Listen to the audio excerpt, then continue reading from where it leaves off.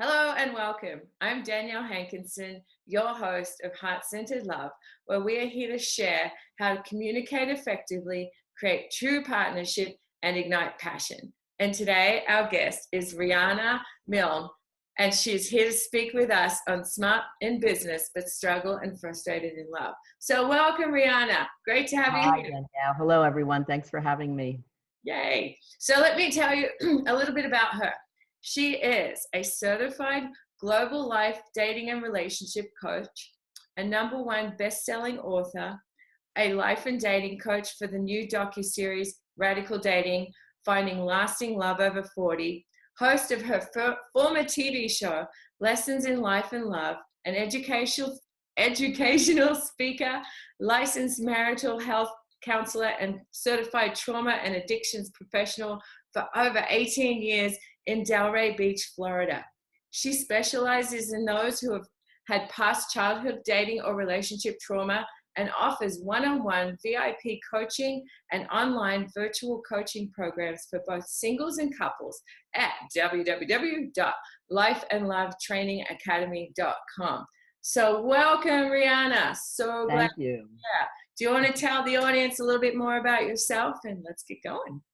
Sure. I mean, some people want to know, why am I not doing psychotherapy anymore and only doing coaching globally? And I've been a psychotherapist since year 2000 and always had more of a coaching style. I figure when people are going to take the time or spend the money to come to a therapist, they wanted answers, not the question, well, how do you feel about that? So I love the coaching model and went to RCI, Relationship Coaching Institute, for 2.5 years, become certified as a coach for both singles and couples, and started my coaching programs at that time. So my programs involve a 200-page workbook and two of my books. One of them is a bestseller. And the package together, it goes all over the world now. So I just started the Life and Love Training Academy so people could sign on globally. And I still work one-on-one through Skype or Zoom for the couples, or locally in Palm Beach County, Florida.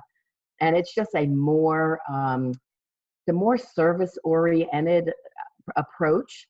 And my VIPs are able to text me. They can email me when something comes up 6 days a week. So they don't have to wait to that week-to-week model like therapy. It's just traditional. It doesn't work. And coaching really works. And that's what I'm so excited about it. My people go through incredible transformation. And because I work with a lot of those with past trauma, they really need my time and attention, especially initially, until they learn the skills to help themselves even more. Perfect. You have a lot to offer. I'm glad you're here. So can you tell me, why do 9 out of 10 people struggle in life and love? Sure. Well, this whole situation I started researching after a relationship went bad on me. And I had to figure out, what did this guy have that I was not seeing? I have a triple master's in applied clinical psychology, and his behavior patterns, which I call Dr. Jekyll and Mr. Hyde, they weren't really described anywhere. And I'm there, I asked all my psychotherapy friends, 6 really close friends who knew me, knew him, the relationship history, and they're like, we're all blindsided. And, in the public, he was confident and outgoing. He was a middle school principal, so intelligent. His students loved him. His parents loved him. Everything was great. Behind the scenes, he was Mr. Hyde, the hidden personality type, in online chat rooms, addicted to pornography, just this whole secret life that came to fruition and shocked us all. And that's when I started really digging deeper and found that he had a lot of childhood trauma. And this was not, adults with childhood trauma was not described in our DSM-IV, which we had to use as a therapist to diagnose which is wrong. Right. The closest thing that came to it was post-traumatic stress disorder, but we had mostly used that around our service men and women who were coming back with PTSD from the war. Okay, so there's a huge gap in education. And slowly over time, as I kept researching, I came up with the answers of what he had and other people that I was dating. And then I'm thinking, well, why am I attracted to this kind of person that has many of the 18 traumas that are now defined by research from the Kaiser Permanente group? And that research came out like in late 2014. But I was doing this research in 2011 and 12, and an older term I found was ACOA, adult child of an alcoholic. And then they finally added and other trauma. So this was not really well researched, and I was like a mad woman wanting the answers.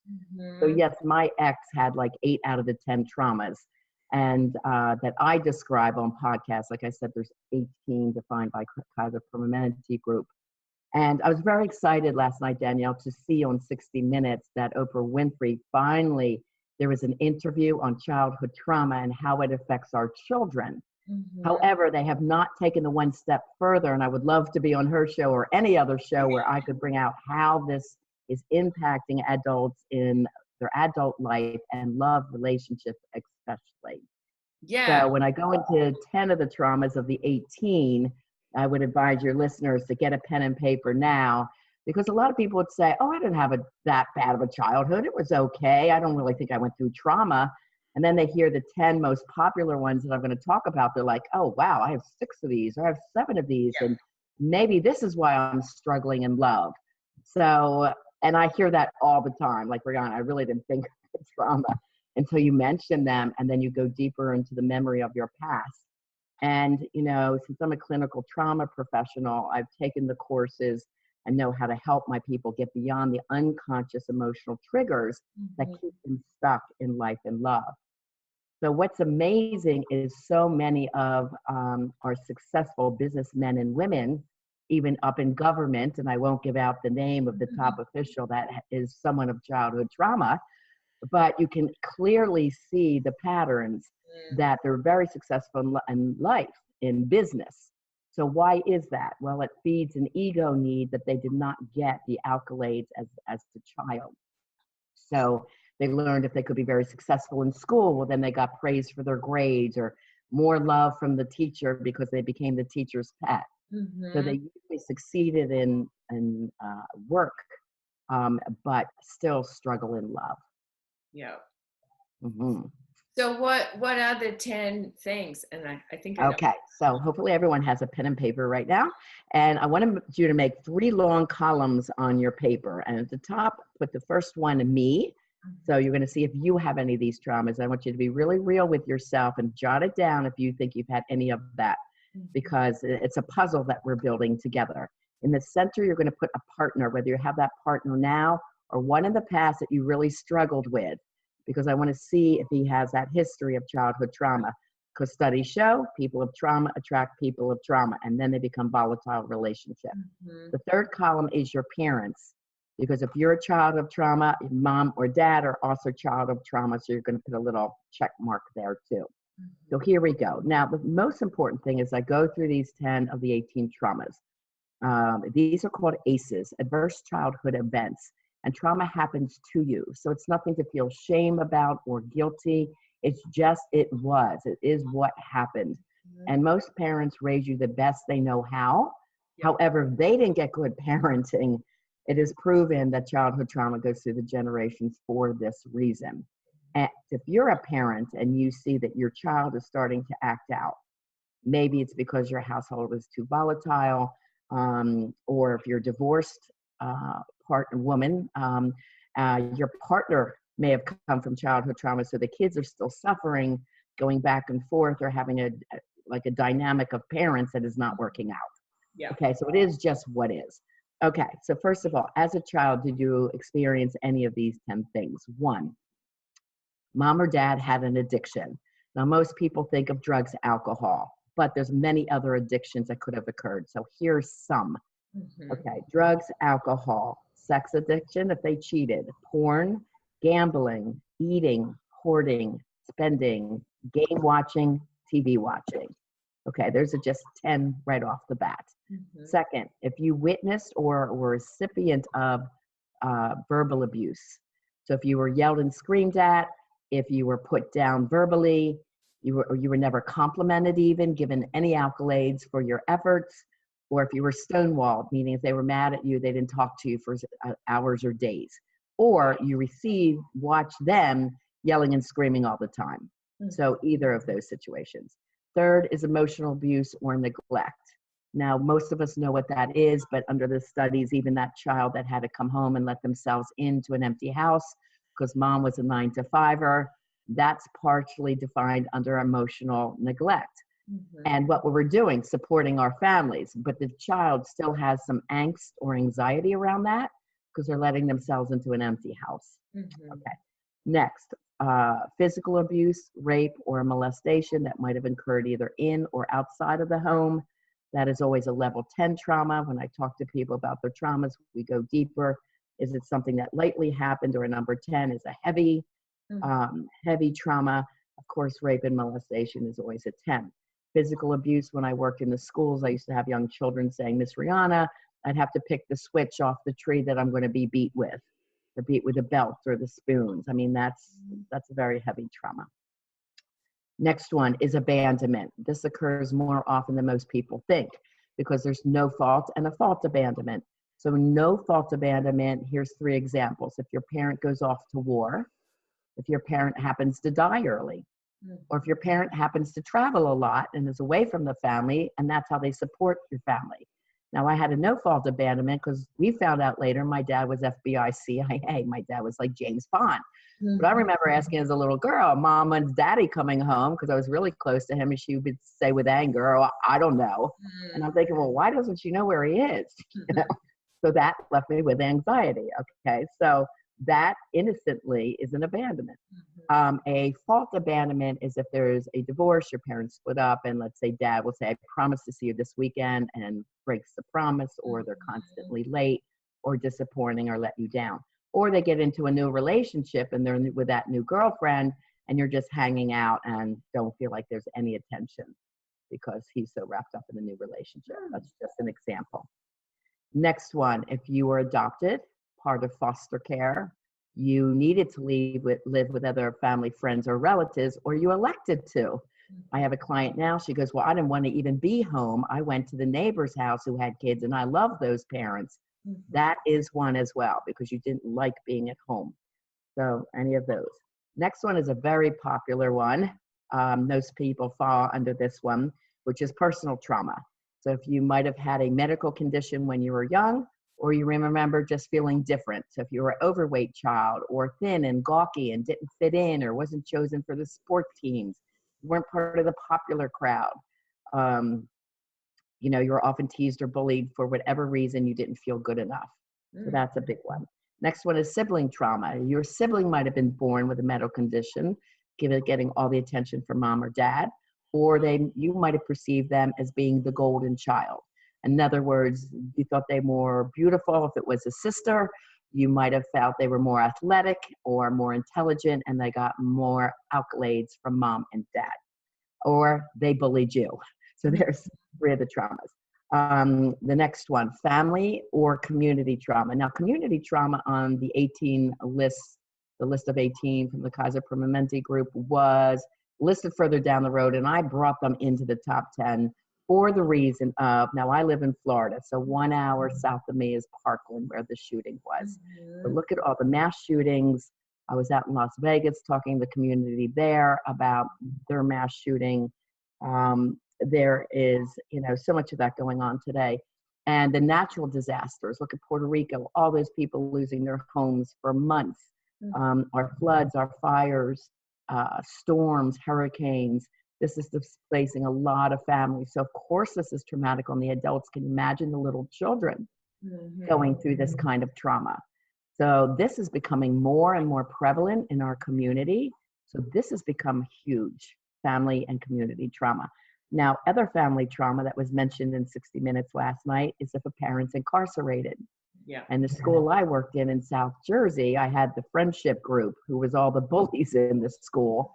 And 11 out of 12 of these kids had a parent incarcerated. So they come to school angry, upset, can't sleep. They're most often misdiagnosed ADHD or oppositional defiant kids. And the sad thing is the schools are saying, what can we do?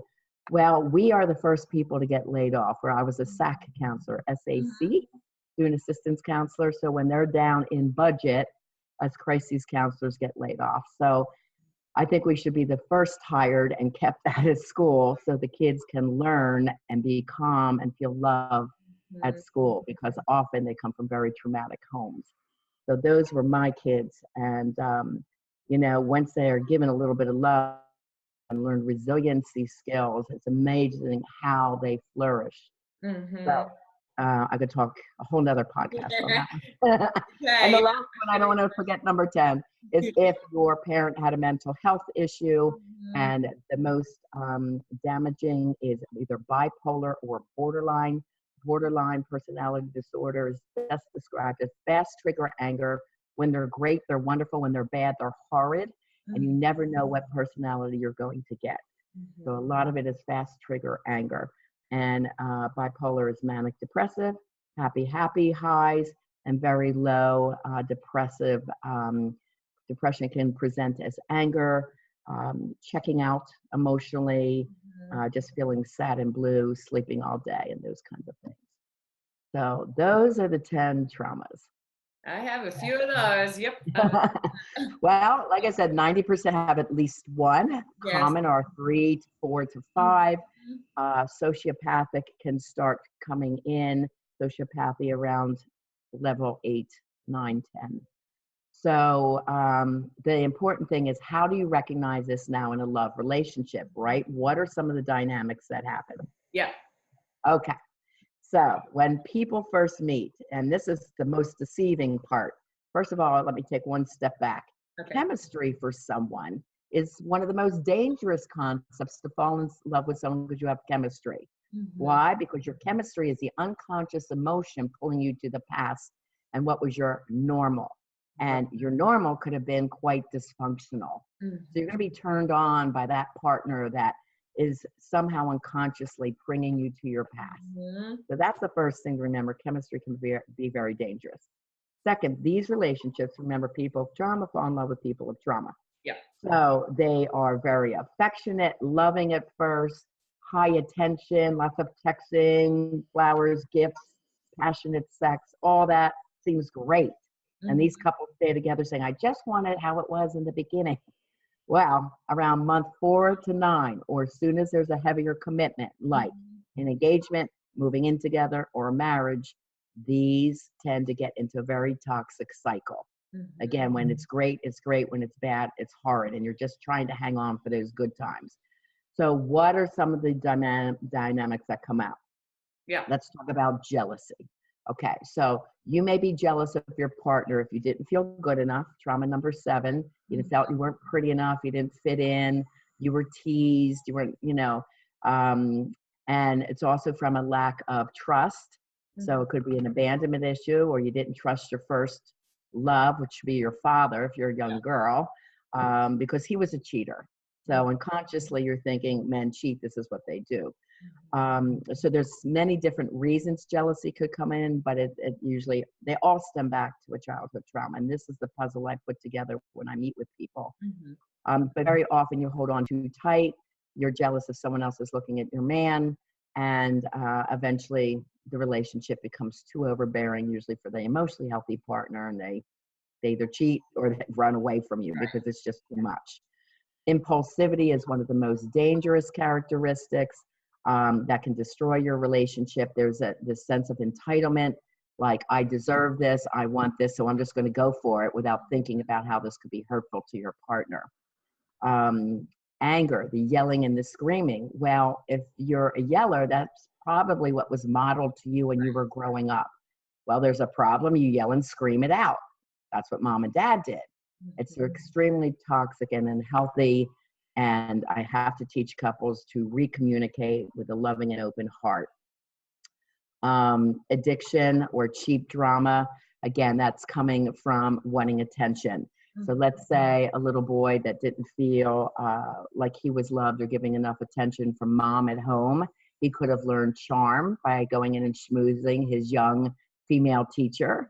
Said, wow, I can be the teacher's pet. Charm works. This is also the same as humor. So if someone says, oh, I want someone's got a great sense of humor, well, I did a huge study on comedians. They're always someone from childhood trauma. And although they may be funny at first, eventually they end up putting you down and are sarcastic about you, and it's no longer funny. And they used humor to get friends and love in school. And they found, wow, this works. I'll be the class clown. Mm-hmm. So we have to be really careful in what we're, checking and what we're attached and attracted to. A common one for women is people pleasing. Yes. So this could have been the little girl that might have had an alcoholic mom who was very demanding and critical. So she found if she would just do other things to please her mom, like help with the siblings or clean up the house or cook the meals, and mom would be happy for a little while and not so cranky. So people pleasing became part of her way of showing love and receiving love. So this woman may be married to someone that says, nobody appreciates me. I do all this for my husband and my kids. They don't love me as much as I love them. But really, are you over people pleasing and your boundaries are lax? Right. Yep. So, and then again, the successful businesswoman, getting her ego filled that she did not get accolades from her parents. So she learned to be very smart and worked very hard in business to have someone give her compliments and say, wow, that's great. And that made her feel wonderful. But her psyche, her unconscious is still not healed from the traumas that she experienced. So she's not succeeding in love. And those are most of the clients that I get in. Although I work with men, younger, older, the woman that wants to be married and can't find that great guy to have the marriage and the kids, or women in my age category that might have had a couple of marriages and definitely wants a partner to grow older with. These are the kind of clients I get. And also LGBT. It doesn't matter. The common element is that they have struggle from either childhood or dating trauma. And I have one woman that says, my childhood was pretty perfect, Riana. It wasn't that bad. I might have had one, a little bit of yelling here and there. But her first date was someone that kind of emotionally and verbally tortured her. So that's dating trauma. And then she tends, because he was cute and he gave her love initially, she's tending to keep falling for the same kind of guy. So that's dating trauma. Or that the lady in the long-term marriage just stayed, in it for the kids, and where there was a lot of emotional and verbal abuse in there, and then she's ready to go out and date, and she's petrified. Yeah. Like, she can't attach because she's so afraid that she's going to get what she had before. Those are my kind of clients. So then how does one switch, when you become aware of this and you've given us some wonderful tips to let us know, and then you're like, oh gosh, I can check off a few of those. Yes. You switch out of that into something healthy. Okay, there's a lot of tips that I give. Like I said, I have a 200-page workbook. So they're worksheets that teach each step by step. And I describe it like a rainbow. Yeah. At the beginning of the curve, you can't change what you don't understand. And that was me. That's where I was for a long time. It's like, I don't understand what's going on. So I needed those answers. And as I uncovered them, I created, 2 books and a workbook, my program that helps people learn and grow. So as they're learning, they do better, then they'll slip, and they do better, then they slip. And eventually they get to the other side where there is the pot of gold. So the question is, well, why do they slip? The unconscious is so strong that we have to get all the unconscious emotional triggers healed and forgive the past and understand what's coming up and why, and then you know how to change it.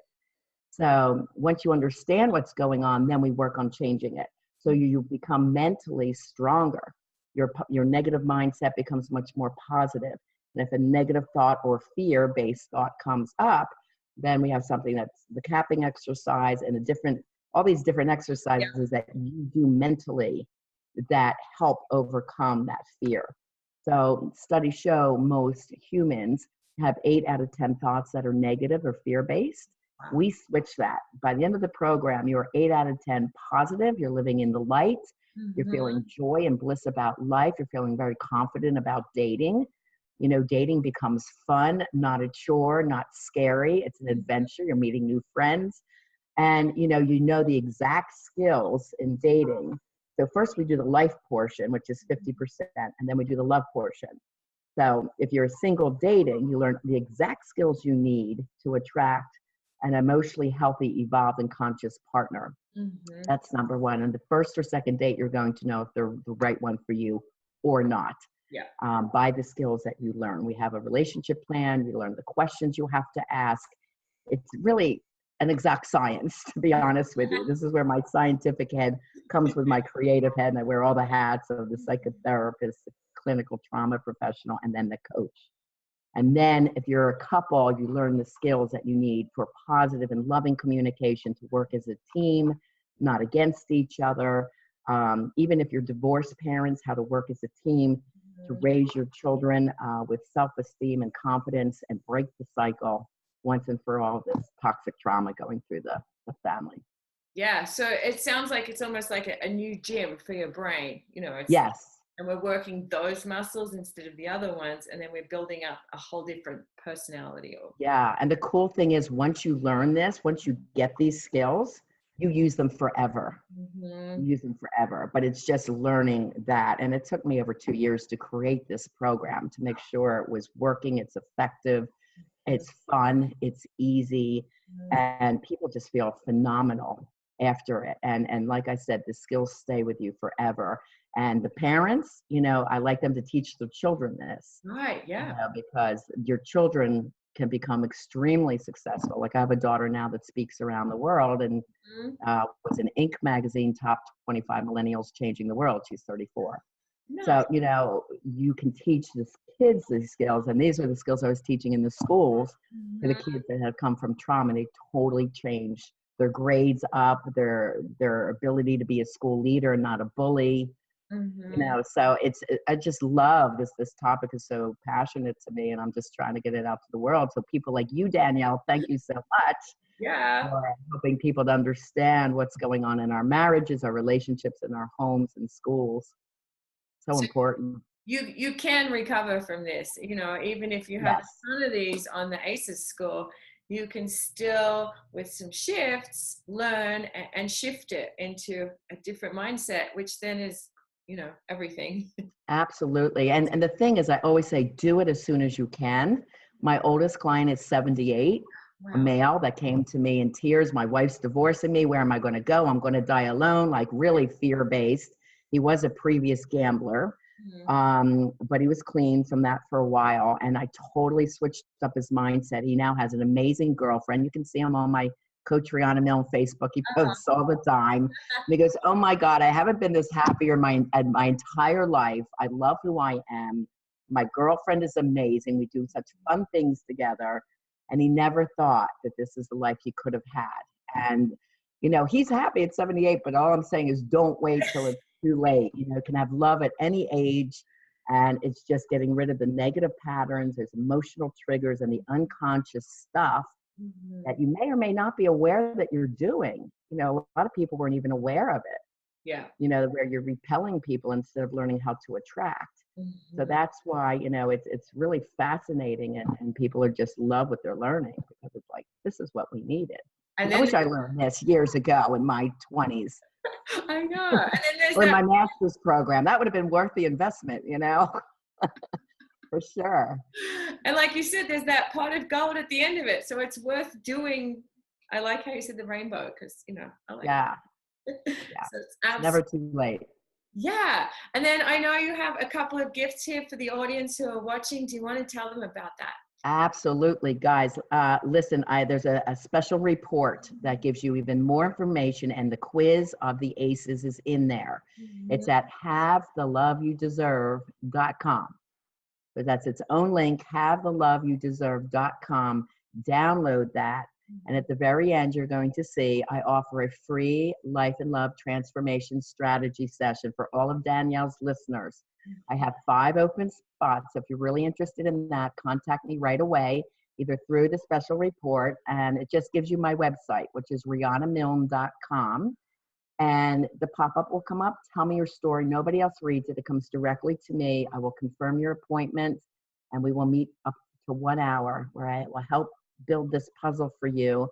It's very individualized. It's worth $500. And I want to help you. If any of this resonates with you, you've been stuck in this pattern of toxic love, tell me a little bit about it. The more you tell me on the forums I give you, the more I can help you in that hour. So I'm very excited to meet you, to help you the best way I can.